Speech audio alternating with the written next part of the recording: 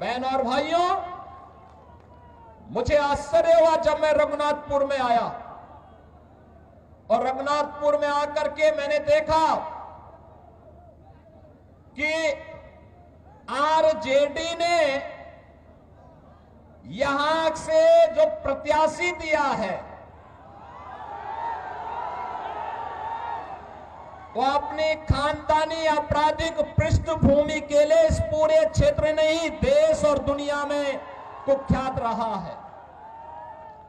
नाम भी देखो ना, जैसा नाम वैसा काम,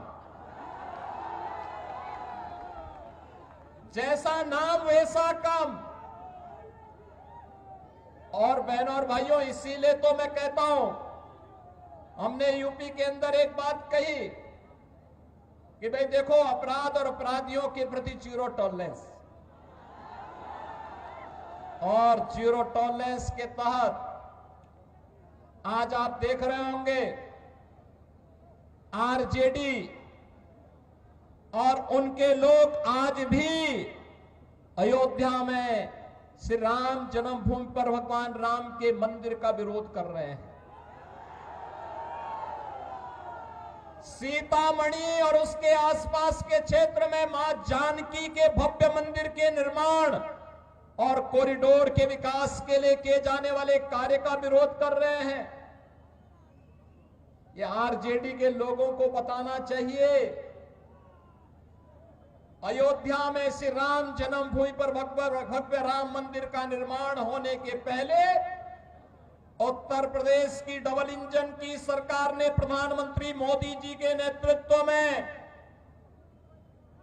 अयोध्या में राजर्षि दशरथ जी के नाम पर मेडिकल कॉलेज का निर्माण पहले किया, महर्षि वाल्मीकि के नाम पर इंटरनेशनल एयरपोर्ट का निर्माण किया, और फिर 500 वर्षों के कलंक को मिटाते हुए भगवान राम के भव्य मंदिर के निर्माण का मार्ग भी प्रशस्त किया। बहनों और भाइयों, मैं पूछना चाहता हूं, आरजेडी ने राम मंदिर के रथ को रोकने का पाप किया था, आरजेडी ने पाप किया था। कांग्रेस कहती थी कि राम तो हुए ही नहीं। इनका पार्टनर समाजवादी पार्टी उत्तर प्रदेश में राम भक्तों पर गोलियां चलाती है,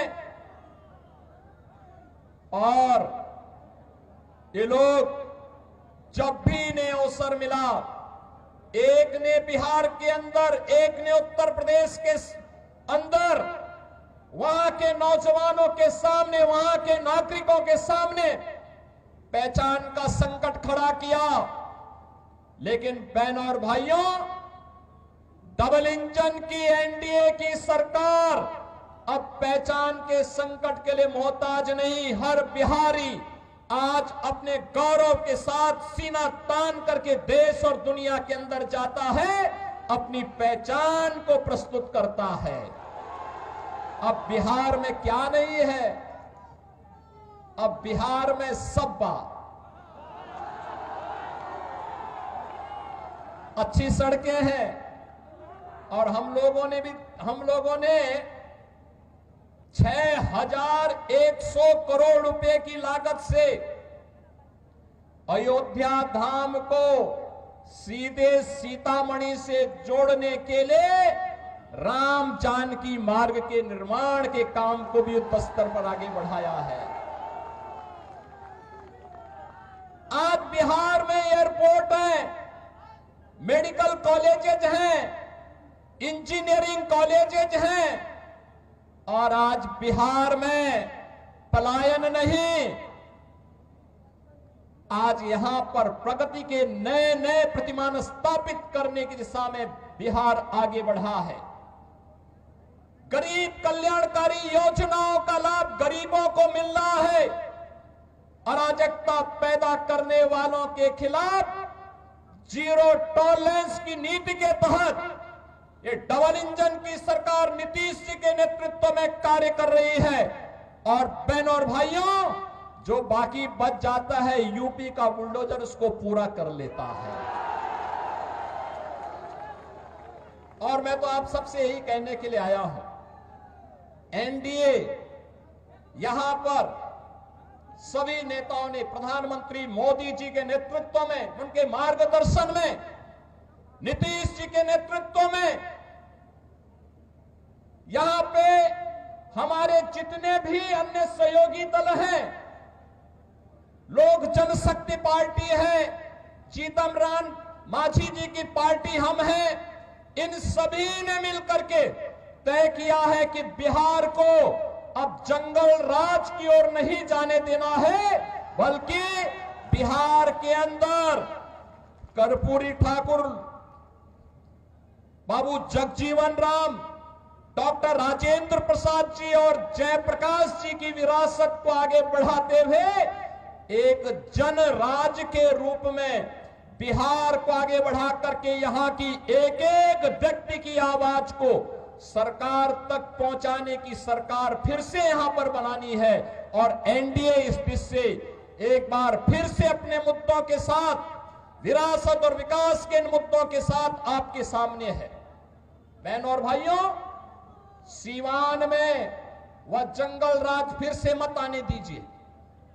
आपने देखा होगा कैसे चांद बाबू के पुत्र के ऊपर इसी सीवान में एसिड उड़ेलने का काम हुआ था। ये वही बिहार है। ये अपराधी फिर से जीवित न होने पाए। ये कांग्रेस को, आरजेडी और समाजवादी पार्टी जैसे दलों को शोभा दे सकता है कि वे किसी पेशेवर अपराधी और माफिया को गले लगा करके किसी बाबर और किसी औरंगजेब की मजार में जाकर के सजदा पड़े, लेकिन यहां किसी सच्चे भारतीय को शोभा नहीं देता है। ये नहीं देता है। हम लोग तो उसी मार्ग के पथिक हैं जो गर्व से इस बारे में बोलता है कि रामलला हम आएंगे, मंदिर वही बनाएंगे और बना करके दिखा भी देते हैं। अब किसी को संदेह है अयोध्या में राम मंदिर के निर्माण में? किसी को संदेह है? लेकिन ये लोग प्रश्न उठाते थे, कहते थे कैसे होगा। हमने कहा अयोध्या को सुंदरतम नगरी के रूप में स्थापित करेंगे, और आज आप देख रहे होंगे अयोध्या सुंदरतम नगरी के रूप में स्थापित हो गई ना। कोई संदेह है क्या? कोई संदेह है क्या? और उत्तर प्रदेश में इन माफियाओं के ऊपर कार्रवाई कैसे होती है आपने देख लिया है ना। ये डबल इंजन की सरकार ही कर सकती है। एनडीए की डबल इंजन की सरकार ही ये करेगी। इनकी प्रॉपर्टी को भी जब्त कर दिया जाता है। गरीबों के लिए आवास बनाए जाते हैं, गरीबों के लिए भी आवास बनाए जाते हैं, और मैं स्वयं जाकर के उन गरीबों को वहां पर मकान की चाबी भी दे देता हूं। बहनों और भाइयों, पहली बार आपने देखा होगा देश के अंदर गरीब को उसका सही हक मिला है। हर गरीब को राशन की सुविधा, हर गरीब के पास उज्ज्वला योजना का कनेक्शन, हर गरीब के पास शौचालय की व्यवस्था, हर गरीब के पास 5 लाख रुपए की आयुष्मान भारत की सुविधा। और बिहार में तो डबल इंजन की सरकार ने एक भी और भी कुछ काम किए। हर माता के खाते में अभी नगद धनराशि देकर के उन्हें स्वावलंबन के पथ पर अग्रसर करने का एक नया कार्य और प्रारंभ हो गया है। आप मुझे बताओ, ये मोदी जी के मार्गदर्शन में और नीतीश जी के नेतृत्व में बिहार के अंदर आज ये सभी कार्य युद्ध स्तर पर आगे बढ़ रहे हैं। ये कार्य हो रहे हैं। ये कार्य तभी होते हैं जब नारा होता है सबका साथ और सबके विकास का। और इससे पहले 2005 के पहले क्या होता था?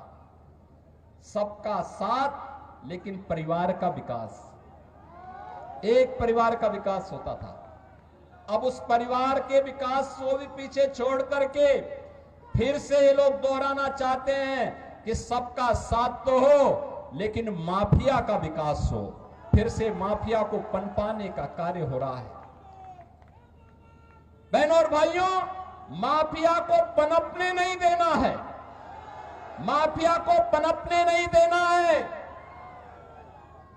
दुनिया के अंदर से कम्युनिज्म समाप्त हो गया है और देश के यशस्वी गृह मंत्री अमित शाह जी ने घोषणा की है कि मार्च 2026 तक भारत से नक्सलवाद और माओवाद पूरी तरह समाप्त हो जाएगा।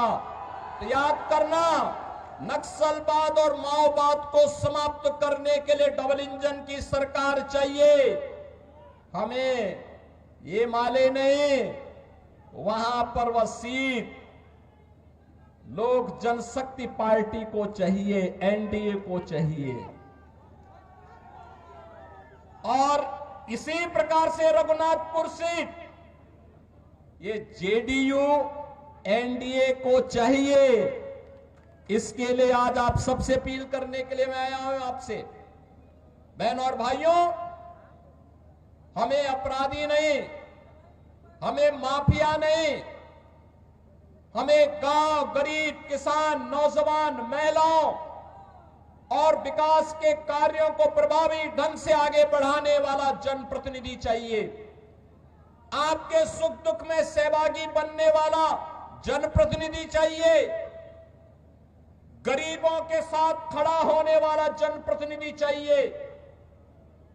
अत्याचार और शोषण कराने वाला नहीं, पर्व और त्योहारों के समय दंगा कराने वाला नहीं, आस्था के साथ खिलवाड़ करने वाला व्यक्ति नहीं, बल्कि विकास के प्रति ईमानदारी के साथ कार्य करने वाला व्यक्ति हो। और इस दिशा से एनडीए ने जेडीयू के प्रत्याशी के रूप में नंबर भी है 108 रघुनाथपुर। 108 तो भारत का सनातन धर्म का शुभ अंक है और शुभ अंक में एनडीए ही आनी चाहिए। सहमत है ना? सहमत है ना? किसी अशुभ को मत आने देना, किसी ऐसे व्यक्ति को मत आने देना जो यहां के पहचान के सामने संकट खड़ा करे। तो श्री विकास कुमार सिंह को रघुनाथपुर से और दरौली से श्री विष्णुदेव पासवान जी को, नाम भी विष्णुदेव पासवान, ये दो प्रत्याशी एनडीए के हैं। विजयी बना के भेजेंगे, बना के भेजेंगे। ये पीछे लोग क्यों, यहां इतनी बड़ी संख्या में लोग खड़े हैं, सभी लोग पीछे देखो और पीछे देखो, इधर देखो, सभी लोग सहमत हैं? विजयी होकर के जाएंगे ना दोनों लोग? आप लोग घर घर जाएंगे, एक एक घर में जाकर के मेरी अपील को पहुंचाएंगे। विरासत और विकास के लिए, यहां के नौजवानों के रोजगार के लिए, अन्नदाता किसानों की खुशहाली के लिए, बहन और बेटी की सुरक्षा के लिए और व्यापारियों को एक उन्मुक्त वातावरण में व्यापार करने के लिए ऐसा वातावरण देने के लिए फिर से बिहार के अंदर एनडीए सरकार चाहिए। आप सभी सहमत हैं ना? होना चाहिए ना? नौजवानों को रोजगार मिलना चाहिए ना? किसानों को खुशहाली आनी चाहिए ना? बहन और बेटियों की सुरक्षा होनी चाहिए ना? ये काम केवल डबल इंजन की एनडीए सरकार ही करेगी। और इसके लिए विकास कुमार सिंह को रघुनाथपुर से और दरौली से श्री विष्णुदेव पासवान को प्रत्याशी बना करके एनडीए ने आपके पास भेजा है। विजयी बना के भेजेंगे। सभी लोग मेरे साथ बोलेंगे फिर, भारत माता की, भारत माता की, भारत माता की जय श्री राम।